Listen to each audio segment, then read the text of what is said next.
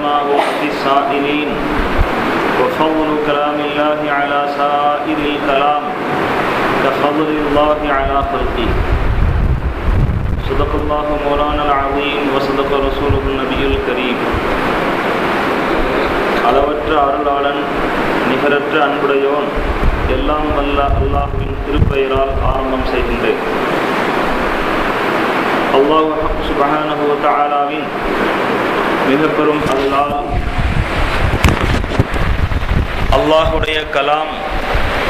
அல்லாஹுடைய கலாமின் விளக்கம் பற்றி பேசக்கூடிய ஒரு மஜ்லிஸிலே கலந்து கொள்ளும் வாய்ப்பை அல்லாஹ் நமக்கு தந்திருக்கிறான். கண்ணியத்துக்குரிய பெரியோர்களே, அல்லாஹுடைய திருக்கலாமாகிய குர்ஆன் ஷரீஃப், அதனுடைய தஃப்சீரை நாம் தொடுவதற்கு முன்பு அடிப்படையான சில விஷயங்களை தெரிந்து கொள்ள வேண்டியதிருக்கிறது. குர்ஆன் என்பது அல்லாஹுடைய கலாம், இறை வேதம் என்று சொல்கிறோம். முஸ்லிம்களாகிய நாம் அதை நம்புகிறோம், நம்பவும் வேண்டும். ஹஜ்ரத் முஹம்மது ரசூலுல்லாஹி ஸல்லல்லாஹு அலைஹி வஸல்லம் அவர்களின் வாயிலாக நமக்கு அருளப்பட்டிருக்கிறதே தவிர முஹம்மது ரசூலுல்லாஹி ஸல்லல்லாஹு அலைஹி வஸல்லம் அவர்களால் தயாரித்து சொல்லப்பட்டதல்ல.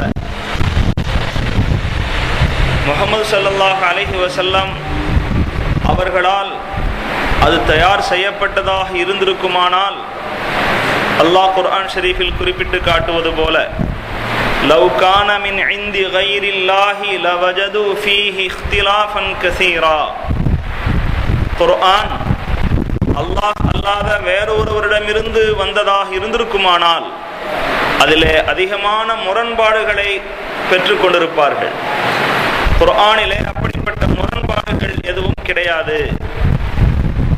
ஹஜ்ரத் ரசூலுல்லாஹி ஸல்லல்லாஹு அலைஹி வஸல்லம் அவர்களுக்கு ஜிப்ரீல் அமீன் அலைஹிஸ்ஸலாம் அவர்களின் வாயிலாக வஹி என்னும் ஞானத்தின் மூலம் அல்லாஹ் அறிவித்து கொடுத்தவைகளைத்தான் ரசூலுல்லாஹி ஸல்லல்லாஹு அலைஹி வஸல்லம் அவர்கள் ஓதி காண்பித்தார்களே தவிர சொந்தமாக சுயமாக ஒரு எழுத்தை கூட ரசூல் ஸல்லல்லாஹு அலைஹி வஸல்லம் அவர்கள் கூறவும் இல்லை.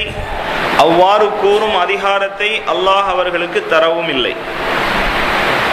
குர்ஆனை பற்றிய இந்த நம்பிக்கை நமக்கு சரியானதாக இருக்க வேண்டும். குர்ஆன் என்பது அதனுடைய ஒவ்வொரு எழுத்து சகிதம் அல்லாஹ்விடமிருந்தே இறக்கி வைக்கப்பட்டது, அல்லாஹ்விடமிருந்தே நமக்கு வழங்கப்பட்டிருக்கிறது. அது அல்லாஹுடைய திருவாசகம் என்கிற அழுத்தமான நம்பிக்கை நமக்கு இருந்தாக வேண்டும்.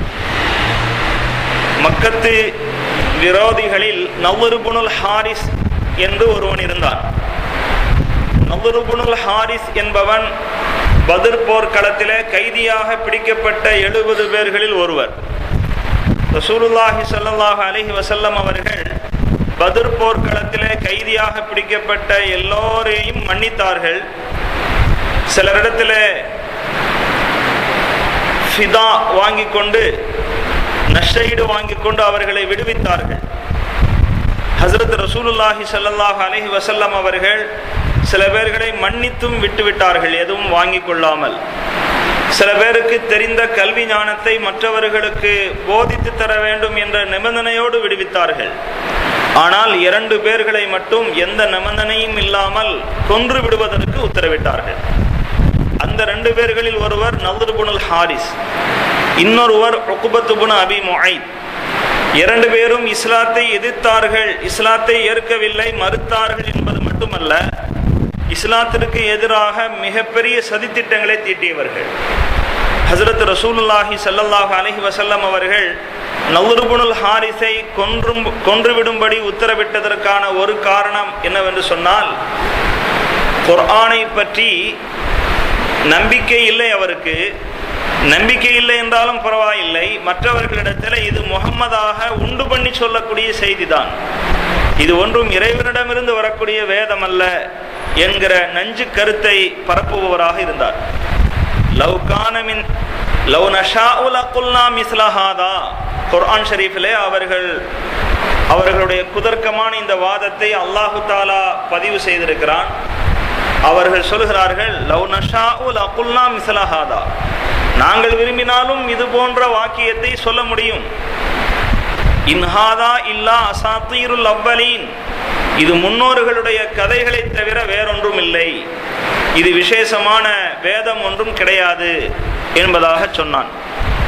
நவ்ர் இப்னுல் ஹாரிஸ் பல்வேறு தேசங்களுக்கும் வியாபார நிமித்தமாக பயணம் செய்பவர், அங்கு கிடைக்கக்கூடிய முற்கால வேத நூற்களை படித்தவர். அவ்வாறு படித்த ஞானம் இருக்கிற காரணத்தினால் முற்காலத்தில் நடந்த சில வரலாற்று செய்திகள் குர்ஆன் ஷரீஃபில் பதிவு செய்யப்பட்டிருப்பதை கருத்தில் கொண்டு இது வெறும் கதைகள் தான், முஹம்மதால் உருவாக்கி சொல்லப்படுகின்ற கற்பனை கதைகள் தான் என்பதாக தவறாக வாதம் புரிந்தார். அவ்வாறு வாதம் புரிந்த சமயத்தில் நாங்கள் விரும்பினால், நாங்கள் நாடினால் இது போன்று தயாரித்து சொல்லிவிடுவோம் என்பதாக கூறுகிறீரே, அவ்வாறு சொல்லிக்கொண்டே இருந்தால் எப்படி, என்ன அவ்வாறு தயார் செய்து நீ மக்களுக்கு அப்படிப்பட்ட வசனங்களை ஓதி காண்பிக்க வேண்டும் என்று சஹாபாக்கள் சிலர் கூறினார்கள். அவர் மீண்டும் குழம்பி போய் கடைசியிலே இதற்கு பிறகாவது அவ்வாறு நம்மால் தயார் செய்ய முடியவில்லை என்பதற்கு பிறகாவது தன்னுடைய அந்த எதிர்ப்பை குறைத்து கொண்டிருக்கலாம். அதற்கு மாற்றமாக பிடிவாதமாக இருந்தார். அல்லாஹும்ம இன் கான ஹாதா ஹுவல் ஹக்க மின் இந்திக் ஃபஅம்திர் அலைனா ஹிஜாரத்தம் மினஸ் ஸமா. யா அல்லாஹ், இது உன்னுடைய புறத்திலிருந்து தான் வந்தது என்கிற அந்த விஷயம் மெய்யானதாக இருக்குமானால் எங்களின் மீது கல்மாரி பொழிந்து விடு. அவை இத்னாபி அதாபின் அலீம், அல்லது வானத்திலிருந்து துன்பம் தரும் வேதனையை இறக்கி வைத்து விடு என்று அவசரப்பட்டு துஆ செய்தார். மக்களுக்கு மத்தியிலே தன்னுடைய கருத்தை மதிப்புமிக்கதாக ஆக்க வேண்டும் என்பதற்காக, நம்பிக்கைக்குரியதாக காட்ட வேண்டும் என்பதற்காக வேண்டி இப்படியெல்லாம் சொன்னார். அல்லாஹு தாலா அதனை மறுத்து வமா கானல்லாஹு லியுஅذிபஹும் வ அன்த ஃபீஹிம், நபியே நீர் அந்த மக்களுக்கு மத்தியில் இருக்கிற சூழ்நிலையில் அவர்கள் மீது நாம் வேதனை இறக்கி வைக்க மாட்டோம். அவர் சொன்னபடி நியாயமாக இந்த வேதம் அல்லாஹ்வுடைய புறத்திலிருந்தே வந்தது என்பது உண்மையாக இருக்கும் பட்சத்தில் அதை ஏற்காத எங்கள் மீது வேதனை இறக்கிவிடு என்று கேட்டுக்கொண்டாரே, அதன்படி என்ன செய்திருக்க வேண்டும்? வேதனை இறக்கி வைத்திருக்க வேண்டும் தான். ஆனால் நபி இருக்கிற ஒரு சமூகத்தில் அல்லாஹ் வேதனை இறக்குவதில்லை. இதுதான் முற்காலத்தில் நடந்த நிகழ்வுகளும் கூட. ஹூத் அலைஹிஸ்ஸலாத்து வஸ்ஸலாம் அவர்களுடைய கூட்டமாகிய ஆத் கூட்டத்தினர் அழிக்கப்பட்ட போதும், சாலிஹ் அலைஹிஸ்ஸலாத்து வஸ்ஸலாம் அவர்களுடைய சமூகமாகிய சமூத் கூட்டத்தினர் அழிக்கப்பட்ட போதும், நூஹ் நபி அலைஹிஸ்ஸலாத்து வஸ்ஸலாம் அவர்களுடைய கூட்டம் அழிக்கப்பட்ட போதும் அவர்கள் அந்த ஊரில் இருக்கிற சமயத்தில் அல்லாஹ் அழிவை ஏற்படுத்தவில்லை. அழிவை ஏற்படுத்த வேண்டும் என்று அல்லாஹ் நாடினால் அந்த ஊரில் இருந்து, அந்த நகரத்தில் இருந்து நபியை முதலாவது வெளியாக்கி விடுவான். ஹஸரத் ரசூலுல்லாஹி ஸல்லல்லாஹு அலைஹி வஸல்லம் அவர்கள் மக்கமா நகரில் இருக்கிற சூழ்நிலையில் அப்படி வேதனை இறக்குவவனாக அல்லாஹ் இல்லை என்று மறுப்பு தெரிவித்தார். இவ்வாறு நவ்ர் இப்னுல் ஹாரிஸ் குர்ஆனை ஏற்க மறுத்ததனாலே அது அல்லாஹ்வுடைய புறத்திலிருந்து உள்ளதல்ல, முஹம்மது இடமிருந்து உருவாக்கி சொல்லப்படக்கூடியது என்று கூறி வந்த காரணத்தினால் விசேஷமான தண்டனைக்கு உள்ளானான் என்பது வரலாறு. ஹஸரத் ரசூலுல்லாஹி ஸல்லல்லாஹு அலைஹி வஸல்லம் அவர்கள் கற்பனையாக குர்ஆனை சொல்ல வேண்டிய அவசியம் எதுவும் இல்லை. கற்பனையாக சொல்ல வேண்டும் என்றால், இறைவனிடமிருந்து எனக்கு செய்தி வருகிறது என்று ஒருவர் பொய்யாக சொல்ல நினைக்கிறார் என்றால் அவருக்கு ஏதோ ஒரு எதிர்பார்ப்பு இருந்திருக்கும். மக்களுக்கு மத்தியிலே ஏதோ வருமானம் பார்க்க வேண்டும், உலகளாவிய லாபத்தை அடைய வேண்டும் என்கிற எதிர்பார்ப்பு, உள்நோக்கம் இருந்திருக்க வேண்டும். ரசூலுல்லாஹி ஸல்லல்லாஹு அலைஹி வஸல்லம் அவர்கள் குர்ஆன் ஷரீஃப் அல்லாஹ்விடமிருந்து எனக்கு கிடைக்கிறது என்று சொன்னதனால் அவர்கள் பெற்ற லாபம் என்ன? சொல்லப்போனால் இழப்புகள் தான். அவர்கள் இந்த கருத்தை சொல்வதற்கு முன்பு நல்ல செல்வாக்கில் இருந்தார்கள், மக்களுக்கு மத்தியிலே உயர்ந்த அந்தஸ்தோடு மதிக்கப்பட்டார்கள். ரசூலுல்லாஹி ஸல்லல்லாஹு அலைஹி வஸல்லம் அவர்கள் 25ஆம் வயதிலே வியாபாரம் செய்ய ஆரம்பித்து 40ஆம் வயதிலே மக்காவில் மிகப்பெரிய பணக்காரர்களில் ஒருவராக ரசூலுல்லாஹி ஸல்லல்லாஹு அலைஹி வஸல்லம் அவர்கள் இருந்தார்கள். ஆனால் அந்த வசதி வாய்ப்பு எல்லாம் இறைவனிடமிருந்து எனக்கு செய்தி வருகிறது என்று சொன்ன ஒரே காரணத்திற்காக வேண்டி எல்லாவற்றையும் இழக்க வேண்டிய சூழ்நிலை எல்லாம் வந்தது. தான் பிறந்த ஊரில் இருந்து ஒதுங்கி வாழ வேண்டிய சூழ்நிலைகள் கூட வந்தது. நீ இந்த கருத்தில் இருந்து பின்வாங்கிவிட்டால் உம்மிடம் நாம் இந்த கண்டிஷனை நீக்கி விடுவோம், நீ ஊருக்குள் நிம்மதியாக வசிக்கலாம் என்பதாகவெல்லாம் அவர்கள் சொல்லி பார்த்தார்கள். வெறும் சொத்தை வாதமாக தன்னுடைய கற்பனையின்படி வேத வரிகளை ஓதி காட்டுபவராக அவர் இருந்திருப்பாரானால் இத்தகைய சங்கடங்களை தாங்கிக் கொள்ள முடியாமல் தன் கருத்திலிருந்து பின்வாங்கியிருப்பார். ஹஜ்ரத் ரசூலுல்லாஹி ஸல்லல்லாஹு அலைஹி வஸல்லம் அவர்கள் தங்களுடைய முடிவில், தங்களுடைய கொள்கையில் உறுதியான நிலைப்பாட்டை கொண்டிருந்தது இது அல்லாஹ்வுடைய புறத்திலிருந்து அவர்களுக்கு அருளப்பட்ட வேதம்தான் என்பதற்கு மிகப்பெரிய ஒரு சான்றாக இருக்கிறது. கண்ணியத்துக்குரிய பெரியவர்களே, குர்ஆன் என்பது வஹீனுடைய ஞானம். அல்லாஹு தஆலாவுடைய புறத்திலிருந்து ஒரு தூதுவர் தேர்ந்தெடுக்கப்பட்டு அந்த தூதருக்கு அல்லாஹு தஆலா வஹி என்னும் ஞானத்தின் மூலம் சில அறிவுரைகளை, சில உபதேசங்களை, சில விதிமுறைகளை வழங்குகிறான். அத்தகைய விஷயங்களுக்கு தான் நாம் வேதம் என்று சொல்கிறோம்.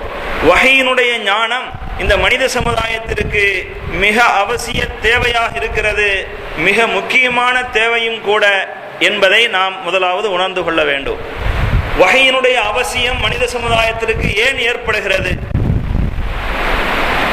என்பதை விளங்குவதற்காக சில அடிப்படை விஷயங்களை ஆரம்பத்திலிருந்தே நாம் கவனித்து வர வேண்டும். அல்லாஹ் சுப்ஹானஹு வ தஆலா மனிதனை இந்த உலகத்திலே படைத்து 2 வேலைகளை செய்யும்படி சொல்கிறான். ஒன்று, இந்த உலகத்தில் இருக்கிற வஸ்துக்களை பயன்படுத்தி அதிலிருந்து பிரயோஜனம் அடைந்து கொள். அவன்தான் பூமியில் உள்ள எல்லாவற்றையும் உங்களுடைய பயன்பாட்டுக்காகவே படைத்திருக்கிறான் என்று குர்ஆன் ஷரீஃபில் அல்லாஹு தஆலா சொல்கிறான்.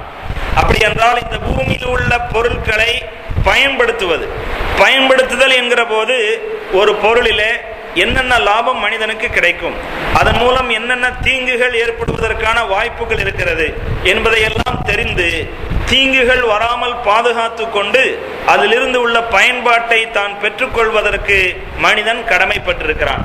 அதற்காக வேண்டி ஞானம், அறிவு தேவைப்படுகிறது. அல்லாஹ் மனிதனுக்கு சாட்டியிருக்கிற இன்னொரு பொறுப்பு, மனிதன் செய்ய வேண்டிய இன்னொரு வேலை என்னவென்றால், உலகத்தில் இருக்கிற இந்த பொருட்களை பயன்படுத்தி கொள்வதோடு அல்லாஹு தஆலாவுக்கு நன்றியுள்ள ஒரு அடியானாக தன் வாழ்க்கையை கழிக்க வேண்டும். இது இன்னொரு வேலை. 2 வேலைக்குமே அறிவு ஞானம் தேவைப்படுகிறது. அறிவு ஞானம் இல்லாமல் இந்த 2 வேலைகளில் எதையுமே செய்ய முடியாது. ஒரு பொருளுடைய லாபம் என்ன, ஒரு பொருளினால் ஏற்படும் பாதிப்பென்ன என்பதை தெரியாமல் அதை பயன்படுத்த முடியாது. எனவே அதற்கும் அறிவு ஞானம் தேவைப்படுகிறது. எப்படி வாழ்ந்தால் அல்லாஹ்வுடைய திருப்தி கிடைக்கும், எப்படி நடந்தால் அல்லாஹ்வுக்கு நன்றி உள்ளவனாக நாம் மாறுவோம் என்பதற்கும் அறிவு ஞானம் தேவைப்படுகிறது. இந்த விஷயத்திற்கு அடுத்தபடியாக நாம் இன்னொரு விஷயத்தையும் தெரிந்து கொள்ள வேண்டும். அல்லாஹ் சுப்ஹானஹு வ தஆலா அவன் மனிதனுக்கு இட்டிருக்கிற 2 வேலைகளை செய்வதற்கு அறிவு ஞானம் தேவைப்படுகிறது என்பதை எப்பொழுது நாம் விளங்கிவிட்டோமோ, அல்லாஹ் அவன் அந்த 2 வேலைகளையும் செய்வதற்கு தேவையான அறிவு ஞானத்தையும் சேர்த்தே இந்த உலகத்திற்கு அனுப்பியிருக்கிறான். அறிவு ஞானம் இல்லாமல் வெறுமனே வேலை செய் என்று சொல்வதிலே அர்த்தமில்லை. எனவே அல்லாஹு தஆலா 3 வகையான அறிவை மனித சமுதாயத்திற்கு தந்திருக்கிறான். ஒன்று மூளை அறிவு, இன்னொன்று புலன் அறிவு, இன்னொன்று வஹீனுடைய அறிவு. மூளை அறிவு என்பது நமக்கு தெரியும். சிந்தனை செய்வதன் மூலமாக, ஆராய்ச்சி செய்வதன் மூலமாக மனிதன் பெற்றுக்கொள்கின்ற கல்வி ஞானம். புலன் அறிவு என்பது நமக்கு தெரியும். 5 புலன்களால் மனிதன் அறிந்து கொள்ளக்கூடிய விஷயம். கண்ணால் பார்த்து அறிகிறான், மூக்கால் முகர்ந்து அறிகிறான், நாக்கால் சுவைத்து அறிகிறான், உடலுடைய ஏதாவது உறுப்புகளினால் அல்லது கையினால் தொட்டு அறிகிறான், காதால் கேட்டு அறிகிறான். இவ்வாறு புலன் அறிவு என்பது ஒன்று இருக்கிறது, மூளை அறிவு என்பது ஒன்று இருக்கிறது. இந்த 2க்கும் அப்பால் உயர்ந்த அறிவாக வஹீனுடைய அறிவு என்பது ஒன்று இருக்கிறது.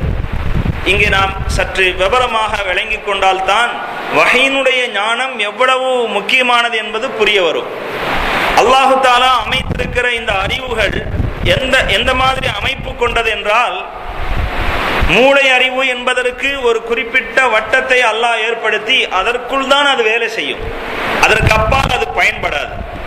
இதேபோல் புலன் அறிவுகள் இருக்கின்றனவே, அதற்கென்று ஒரு குறிப்பிட்ட குறுகிய வட்டம் இருக்கிறது, அதற்குள் தான் அது பயன்படும், அதை அதற்கு அப்பால் பயன்படுத்த முடியாது. விளங்குவதற்காக ஒரு உதாரணம் சொல்ல வேண்டும் என்று சொன்னால், ஒரு கட்டடத்தின் சுவரை பார்த்து அது என்ன நிறத்தில் இருக்கிறது என்பதை சொல்ல வேண்டும். அதை புலன் அறிவாகிய பார்வையின் மூலமாகத்தான் சொல்ல வேண்டும். ஒரு கட்டடத்துக்கு முன் நம்மை கண்ணை மூடிக்கொண்டே கொண்டு செல்லப்படுகிறது. கட்டடத்தை நீ கண்ணை மூடிக்கொண்டு சிந்தனையின் மூலம் என்ன நிறம் என்று சொல்லிவிடு பார்க்கலாம் என்றால் நம்மால் சொல்ல முடியாது.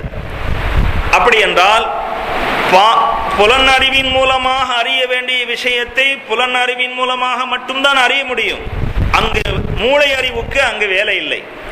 இதே போல ஒரு கட்டிடம் அதை கட்டியது யார் என்பதை பார்த்த மாத்திரத்தில் சொல்லிட முடியாது. பார்ப்பதன் மூலமாக யார் கட்டியது என்பதை அறிய முடியுமா? அதற்காக வேண்டி மூளையை செலவிட வேண்டும். இந்த கட்டிடம் யாருக்கு சொந்தமானது, அவர் எங்கு இருக்கிறார், அவரை சென்று விசாரிக்க வேண்டும். யாரின் மூலம் இந்த கட்டிடத்தை கட்டினீர்கள்? இப்படி மூளை அறிவை பயன்படுத்த வேண்டிய அந்த இடத்தில் மூளை அறிவைத்தான் பயன்படுத்தி ஆக வேண்டும். அங்கு புலனறிவுக்கு வேலை இல்லாமல் போய்விடுகிறது.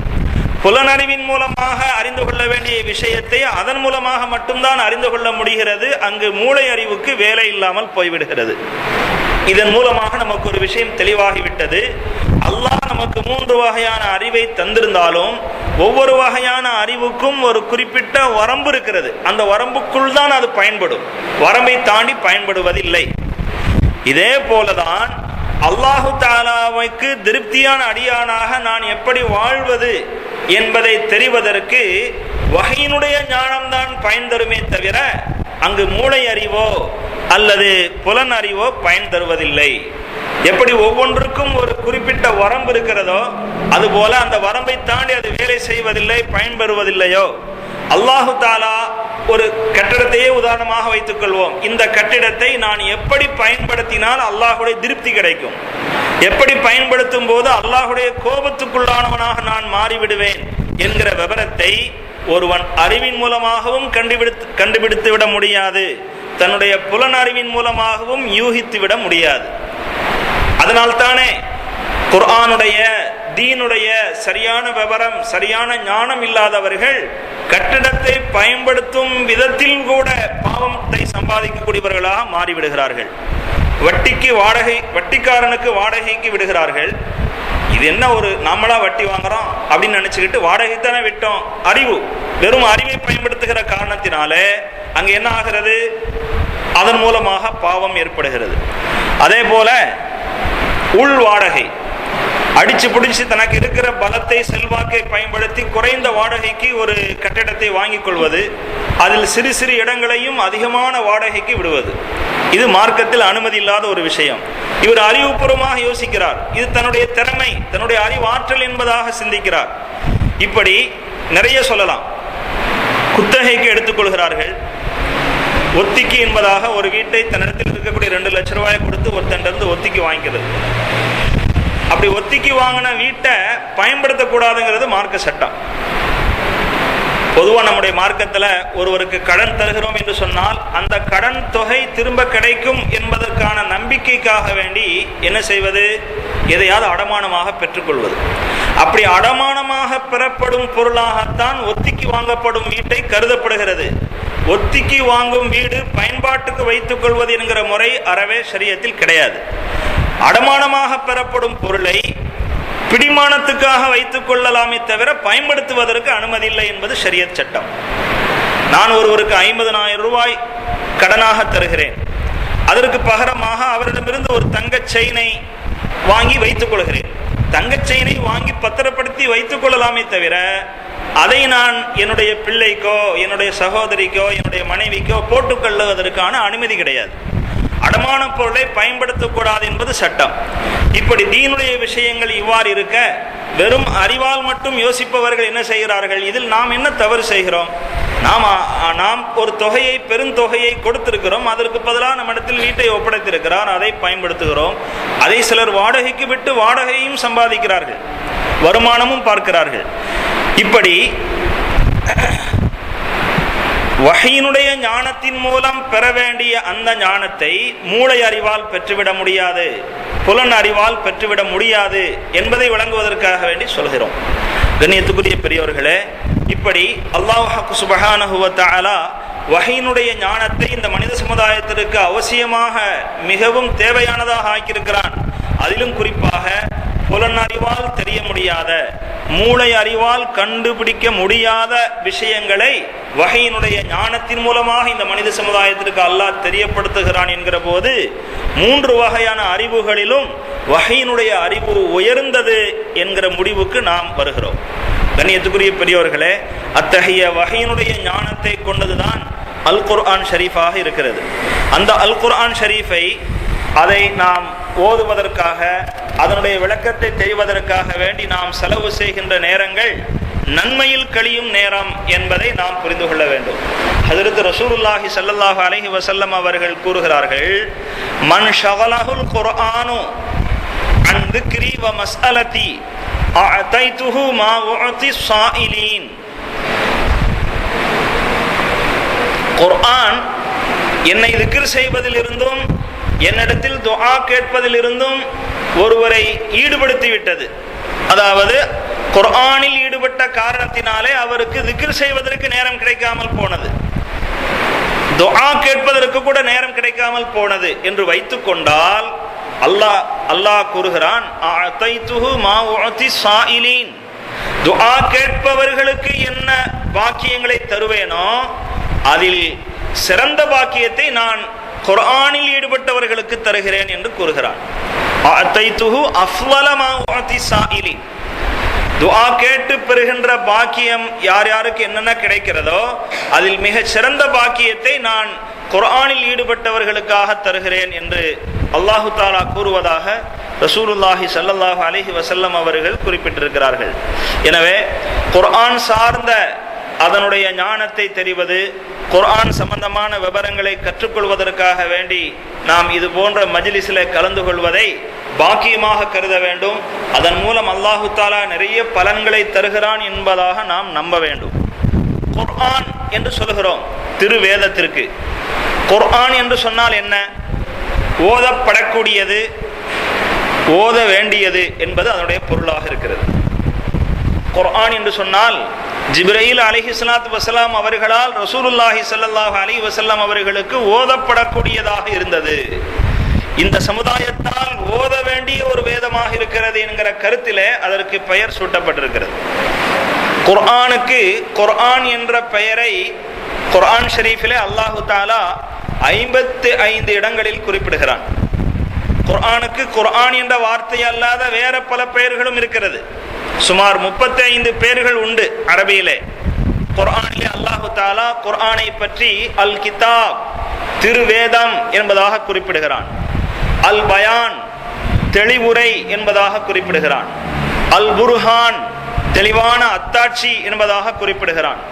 அல் ஃபுர்கான் சத்தியம் அசத்தியத்தை பிரித்து காட்டக்கூடிய வேதம் என்பதாக குறிப்பிடுகிறான். இப்படி பல்வேறு பெயர்கள், சுமார் 35 வேறு பெயர்களும் குர்ஆன் ஷரீஃபுக்கு இருக்கிறது.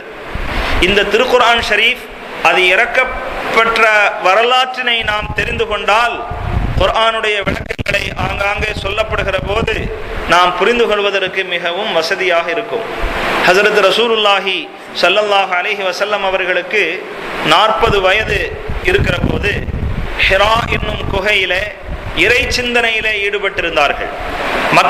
மக்களிடத்தில் இருந்த மூட நம்பிக்கை, மக்கள் மேற்கொண்டிருந்த பல தெய்வ கொள்கை, இது இயல்பாகவே அவர்களுக்கு வெறுப்புக்குரியதாக இருந்தது. ஆரம்பத்திலிருந்தே ஒதுங்கி இருந்த ரசூலுல்லாஹி ஸல்லல்லாஹு அலைஹி வஸல்லம் அவர்கள் தனிமையில் சென்று ஹிரா என்னும் குகையிலே இறை சிந்தனையில் ஈடுபட்டிருந்தார்கள். அவ்வாறு ஈடுபட்டிருந்த சமயத்தில் தான் ஜிப்ரீல் அலைஹிஸ்ஸலாத்து வஸலாம் அவர்கள் வருகை தந்து குர்ஆன் ஷரீஃப் இறங்க துவங்கியது. ஆரம்பமாக இக்ரா பிஸ்மி ரப்பிக்கல்லதீ ஹலக் என்கிற அந்த சூரா இறக்கி வைக்கப்பட்ட வரலாறு நமக்கு தெரியும். பிறகு சிறுக சிறுக தேவைக்கேற்ப 23 ஆண்டுகளில் முழு குர்ஆனும் அல்லாஹு தஆலாவால் இறக்கி வைக்கப்பட்டது. குர்ஆனுடைய அமைப்பில் 3 வசனங்களை கொண்ட மிகச்சிறிய சூரா என்பதிலிருந்து சுமார் 286 வசனங்களை கொண்ட பெரிய சூரா அல் பக்ரா என்பது வரை பலதரப்பட்ட ஆயத்துகளுடைய எண்ணிக்கையின் அளவுகளிலே 114 சூறாக்கள் குர்ஆனில் இடம்பெற்றிருக்கிறது. அது மட்டுமல்ல, குர்ஆனை ஒரு மாதத்தில், குறைந்தது ஒரு மாதத்தில் ஒரு தடவையாவது ஓதி முடிக்க வேண்டும் என்பதற்கு வசதியாக மொத்த குர்ஆன் முழுவதையும் 30 பாகங்களாக பிரித்து ஒவ்வொன்றும் ஒரு ஜுசு, ஒரு பாகம் என்பதாக முறைப்படுத்தி நமக்கு பிரித்து வழங்கப்பட்டிருக்கிறது. அதில் ஒவ்வொரு ஜுசுவினுடைய பெயரும் அந்த ஜுசு எந்த வார்த்தையில் துவங்குகிறதோ அதே அந்த ஜுசுவுக்கு பெயராக வைக்கப்பட்டிருக்கிறது. சயகூலு அப்படின்னு சொல்லி சொன்னா இரண்டாவது ஜுசு. அந்த இரண்டாவது ஜுசுவுடைய துவக்கத்தை பார்த்தீங்கன்னா சயகூலு சுஃபஹாஉ என்பதாக அதனுடைய ஆரம்பம் அமைந்திருக்கும். அம்ம என்பது 30வது ஜுசு என்று சொன்னால் 30வது ஜுசுவுடைய துவக்கம் அந்த வார்த்தையில் இருந்து துவங்கும். ஆனால் குர்ஆனுடைய முதல் ஜுசு அலிஃப் லாம் மீம் என்பதாக சொல்கிறோம். குர்ஆனுடைய முதல் ஜுசு அலிஃப் லாம் மீம் என்று இருந்தாலும் ஆனால் துவங்குவது அலிஃப் லாம் மீம் என்பதில் இருந்து இல்லை, அல்ஹம்துல் இருந்து துவங்குகிறது.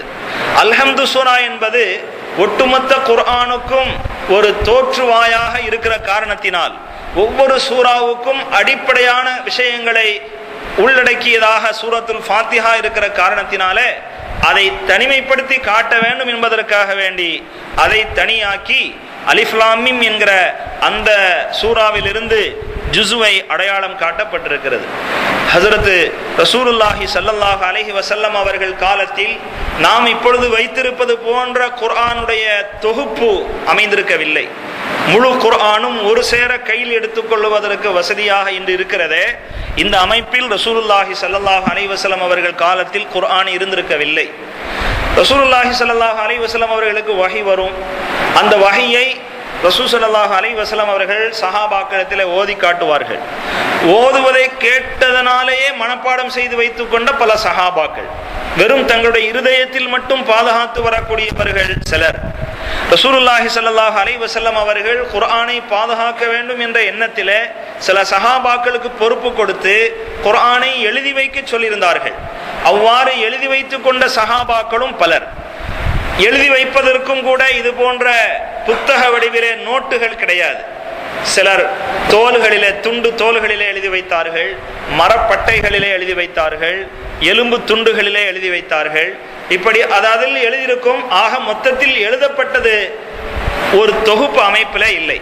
ரசூலுல்லாஹி ஸல்லல்லாஹு அலைஹி வஸல்லம் அவர்கள் காலத்திலே எழுத்தும் குர்ஆனை எழுதும் பணியிலே ஈடுபட்டவர்களில் குறிப்பிடத்தக்கவர்கள் ஹுலஃபாய் ராஷிதீன் என்னும் 4 பெரும் சஹாபாக்கள். ஹஸரத் அபூபக்கர், ஹஸரத் உமர், ஹஸரத் உஸ்மான், ஹஸரத் அலி ரலியல்லாஹு அன்ஹும் இவர்களும் அந்த பணியை மேற்கொண்டிருக்கிறார்கள். முஆவியத்து இப்னு அபி சுஃபியான், ஹாலித் இப்னுல் வலீத், உபய் இப்னு கஅப் ரலியல்லாஹு அன்ஹும் இவர்களும் குர்ஆனை எழுதி வைக்கும் பாதுகாக்கும் வேலையை செய்திருக்கிறார்கள். ஸைத் இப்னு சாபித் ரலியல்லாஹு அன்ஹு அவர்கள் குர்ஆனுடைய ஞானத்தை, வஹீனுடைய அந்த வரிகளை எழுதி வைக்கக்கூடிய பணிகளை செய்தவர்களில் மிக குறிப்பிடத்தக்க ஒரு சஹாபியாக இருக்கிறார்கள். ஸைத் இப்னு சாபித் ரலியல்லாஹு அன்ஹு அவர்கள் ஒரு விசேஷமான அந்தஸ்தை பெற்றிருக்கிறார்கள். என்னவென்றால், ரசூலுல்லாஹி ஸல்லல்லாஹு அலைஹி வஸல்லம் அவர்களுக்கு குர்ஆனுடைய வசனங்கள் இறங்க துவங்கியதற்கு பிறகு ஒவ்வொரு ரமலானிலும் ஜிப்ரீல் அலைஹிஸ்ஸலாத்து வஸலாம் அவர்களோடு இதுவரையிலும் எத்தனை வசனங்கள் இறக்கி வைக்கப்பட்டிருக்கிறதோ அதை ரசூலுல்லாஹி ஸல்லல்லாஹு அலைஹி வஸல்லம் அவர்கள் ஒரு முறை ஓதி காமிப்பார்கள். ஜிப்ரீல் அலைஹிஸ்ஸலாத்து வஸலாம் அவர்கள் அதை கேட்டுக்கொள்வார்கள். ஒவ்வொரு ஆண்டும் இவ்வாறு நடந்து கொண்டே இருக்கும். ரசூலுல்லாஹி ஸல்லல்லாஹு அலைஹி வஸல்லம் அவர்கள் வஃபாத்தான அந்த ஆண்டில் மட்டும் இதுபோன்று ஓதுதல் கேட்குதல் என்பது 2 முறை நடந்திருக்கிறது. அந்த மஜ்லிஸிலே ஹஜ்ரத் ஸைத் இப்னு சாபித் ரலியல்லாஹு அன்ஹு அவர்கள் இடம்பெற்றிருந்திருக்கிறார்கள். அதனால் குர்ஆன் சம்பந்தமான விஷயங்களிலே அதிக ஞானம் உள்ளவர் ஸைத் இப்னு சாபித் ரலியல்லாஹு அன்ஹு என்று கருதப்படுகிறார்கள். முழுவதும் எழுதப்பட்டிருந்தாலும் திரட்டப்படவில்லை என்பதை நாம் ஏற்கனவே அறிந்திருக்கிறோம். குர்ஆனுடைய வசனங்கள் எல்லாமே எழுதி வைக்கப்பட்டிருந்தது, ஆனால் ஒன்று திரட்டி வைக்கப்படவில்லை. பல சஹாபாக்கள் குர்ஆனுடைய வசனங்களை மனனமிட்டு ஹாஃபில்களாக இருந்த காரணத்தினால் அதனுடைய தேவை அப்பொழுது ஏற்படவில்லை. ஹிஜ்ரி 11ஆம் ஆண்டு யமாமா போர் என்று ஒரு போர் நடந்தது. முசைலமத்துல் கذாப் நபி என்று வாதம் புரிந்த பொய்யன் முசைலமாவோடு நடந்த அந்த போரிலே 70க்கும் மேற்பட்ட ஹாஃபில்கள் ஷஹீதாக்கப்பட்டார்கள். அப்பொழுதுதான் ஹஸரத் உமர் ரலியல்லாஹு அன்ஹு அவர்களுக்கு கவலை வந்தது. குர்ஆனை மனனம் செய்த ஹாஃபிஸ்கள் இவ்வாறு மரணித்து கொண்டே போனால் குர்ஆனை பாதுகாப்பது என்பது சிரமமாகிவிடக் கூடாது. எனவே வெறும் மனிதர்களுடைய உள்ளங்களில் பாதுகாக்கப்பட்டிருப்பதை மட்டும் நாம் நம்பி இருந்துவிடக் கூடாது. குர்ஆனுடைய வசனங்கள் ஒன்று கூட தவறிவிடாமல் இருப்பதற்காக வேண்டி முழுவதும் அது ஒன்று திரட்டப்பட வேண்டும் என்று ஆசைப்பட்டார்கள். தன்னுடைய மனதில் எழுகின்ற இந்த ஆசையை அப்பொழுது ஜனாதிபதியாக இருக்கின்ற ஹஸரத் அபூபக்கர் சித்திக் ரலியல்லாஹு அன்ஹு அவர்களிடத்திலே வெளிப்படுத்தினார்கள். அபூபக்கர் சித்திக் ரலியல்லாஹு அன்ஹு அவர்கள் ஆரம்பத்தில் தயக்கம் காட்டினார்கள். ரசூலுல்லாஹி ஸல்லல்லாஹு அலைஹி வஸல்லம் அவர்கள் உயிருடன் இருக்கும் காலம் வரையிலும் செய்யாத ஒரு விஷயத்தை எப்படி செய்ய சொல்லுகிறீர்கள்? இது செய்துதான் ஆக வேண்டும் என்று இருக்குமானால் அவர்கள் காலத்திலே செய்திருப்பார்களே. இல்லை இல்லை, இது காலத்துடைய சூழ்நிலை, நாம் செய்துதான் ஆக வேண்டும் என்று மீண்டும் மீண்டும் வற்புறுத்திய பிறகு அல்லாஹு தஆலா அவர்களுடைய இருதயத்திலே அதற்கான விளக்கத்தை, அதை ஏற்றுக்கொள்ளக்கூடிய ஒரு மனப்பக்குவத்தை கொடுத்தான். ஹஜ்ரத் அபூபக்கர் சித்திக் ரலியல்லாஹு அன்ஹு அவர்கள் ஆம், அது செய்யத்தான் வேண்டும், செய்யலாம், அதற்காக என்ன முறைகளை நாம் மேற்கொள்ளலாம் என்ற ஆலோசனை செய்தார்கள்.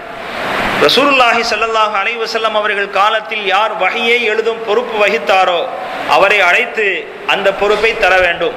எல்லாரிடத்திலும் இருக்கிற வசனங்களை கொண்டு வர சொல்லி இருப்பதை பார்த்துதான் பதிவு செய்ய போகிறார் என்றாலும் கூட அதிலும் 2 பேர் சாட்சியாக வைத்து பதிவு செய்ய வேண்டும் என்று முடிவு செய்யப்பட்டது.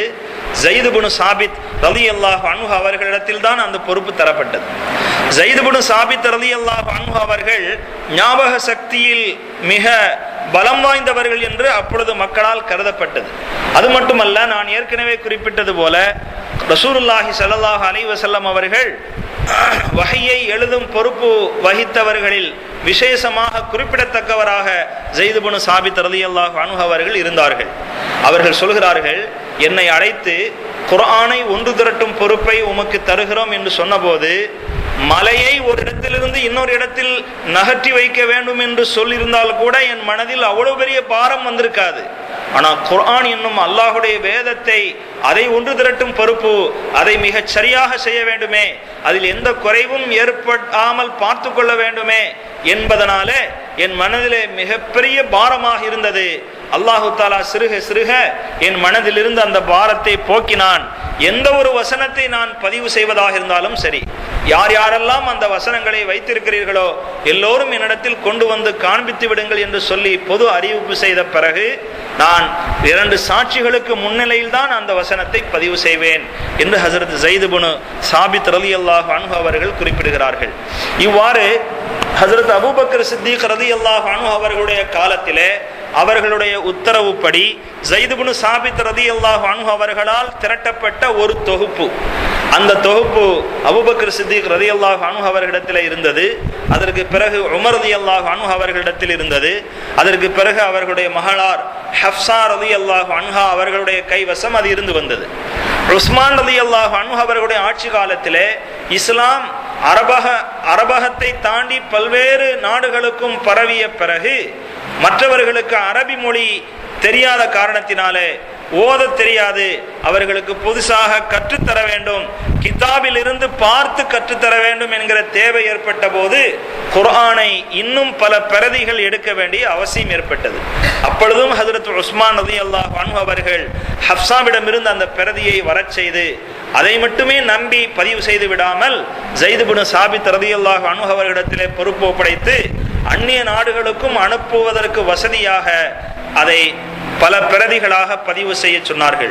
அவ்வாறு பதிவு செய்து வழங்கப்பட்டதனுடைய பலனாகத்தான் இன்று உலகம் முழுவதும் குர்ஆன் ஒரு தொகுப்பு அமைப்பிலே கிடைக்கப்பட்டிருக்கிறது. அதிலும் குறிப்பாக அப்பொழுது அப்பொழுது திரட்டப்பட்ட அந்த குர்ஆனுடைய வசனங்களிலே ஜேர் ஜபர்கள் கிடையாது. ஏன்னா அரபு என்பது தாய்மொழியாக கொண்ட அந்த மக்களுக்கு ஜேர் ஜபர் இல்லாமலே படிப்பார்கள். அதை விட ஆச்சரியம் என்ன தெரியுமா? அரபி எழுத்துல, அதனுடைய பழமையான அரபி எழுத்து முறையில் நுக்தாக்கள் கிடையாது. இப்போ பே எழுதுறதா இருந்தா கீழே ஒரு புள்ளி போடுறோம், தே போடுறதா இருந்தா மேல 2 புள்ளி போடுறோம். இதெல்லாம் இல்லாமலேயே இது பேதான் இது தேதான் சொல்லி படிச்சுக்குவாங்க. ஏன்னா அந்த மொழியில் அவர்களுக்கு ஈடுபாடு இருக்கிற காரணத்தினாலே இந்த எழுத்துக்கு பிறகு வரதா இருந்தா அங்க தேதான் வரணும்.